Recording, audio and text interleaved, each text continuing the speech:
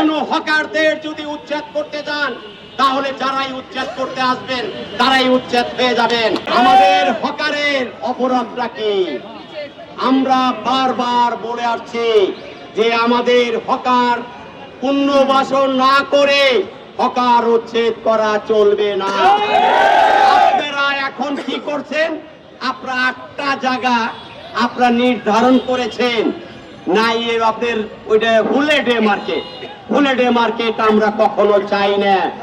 আমাদের আগে পুনর্বাসন করেন, আমাদের এই হকারের নামে মার্কেট করেন, তারপরে আপনি হকারদেরকে উচ্ছেদ করেন। তার আগে কোন হকারদের যদি উচ্ছেদ করতে চান তাহলে যারাই উচ্ছেদ করতে আসবেন তারাই উচ্ছেদ হয়ে যাবেন। নন ইনভার্টার এসির দামে ঘরে আনুন বিদ্যুৎ সাশ্রয়ী ইনভার্টার এসি। এখন 1.5 ton my one inverter AC মাত্র 48,900 টাকা পাওয়া যাচ্ছে মিনিস্টার শোরুমে।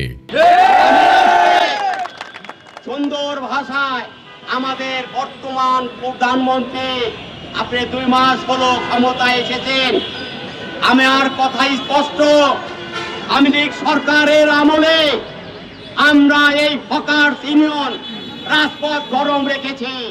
আপনার ওই ছাত্র দল, যুব দল, অনেক যারা আছেন তারা কিন্তু রাজপথে ছিল না, রাজপথে এই হকারই ছিল। আমরাই মিছিল মিটিং করেছি, আমরা রাজপথ গরম করেছি, আমরা মেয়র সাইদের তখন সিটি কর্পোরেশন ঘেরাও করেছিলাম।